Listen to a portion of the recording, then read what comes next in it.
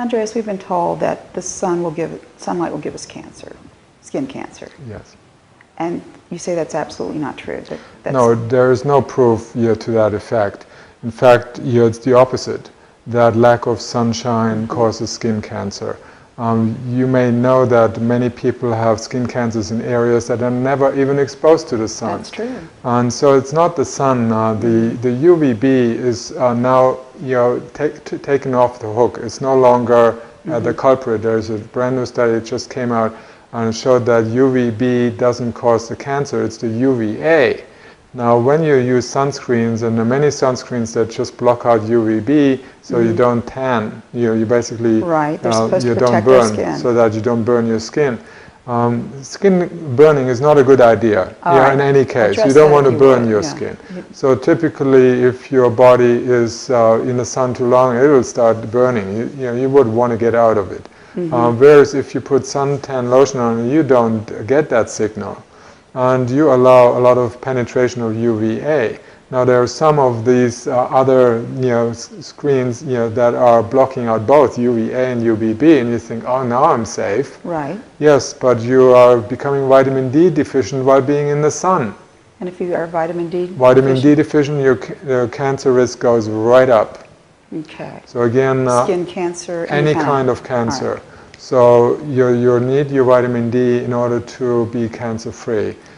So again, the risk 77% of all cancers can be reversed or avoided by having normal vitamin D levels, according to Creighton University's study.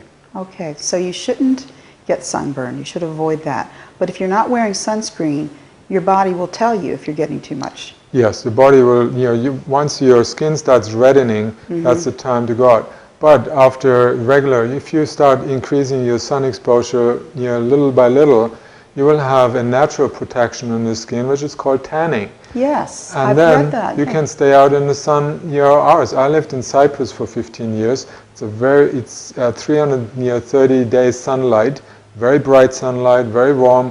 I could stay out in the sun all day long and would never have any sunburn or any damage to the skin. Because the best sunscreen is a good tan. Yes, and again, the people in the countries where they have the highest UV radiation, that is the equator, the countries near the equator, or the high altitude, the Swiss Alpine mountains or the German Alps, you have 400% more exposure to UV radiation. They don't have any skin cancers in those places.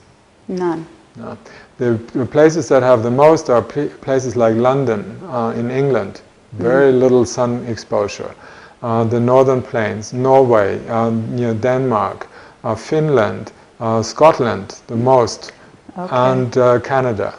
In Canada. So the least where people have low vitamin D levels, not enough sun exposure during the winter month, that's often when they have the outbreaks.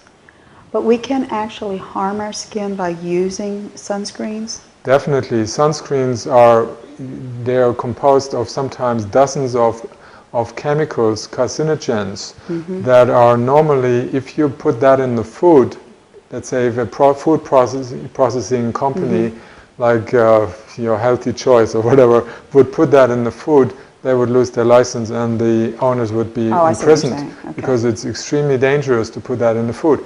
But you're allowed to put it on the skin. Where is it going? After an hour, you put some more on it because it's gone.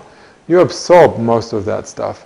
These chemicals are highly absorbable. They enter the bloodstream, and where do they go? They go to the liver. And then the liver has to break them down. But that overtaxes the liver. You may go into that producing a lot of intrahepatic gallstones.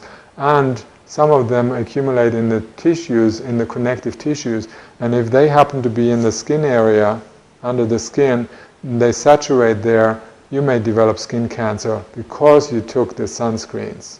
So sunscreens are now a leading cause of skin cancer because people are slathering it on their skin and they absorb that stuff. And then the other problem that happens, they wash off.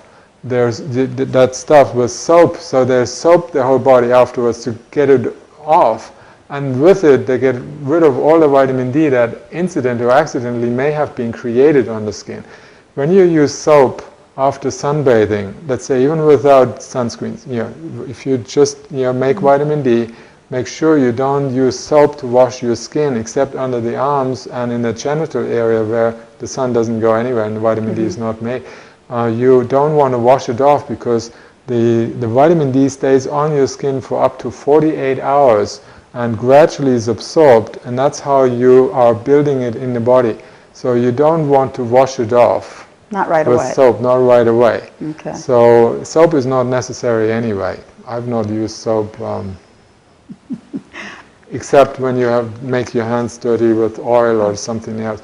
So you don't want to diminish your skin of the vital bacteria that live there, that reside there, that keep the skin healthy and nourished and produce certain vitamins actually on the skin.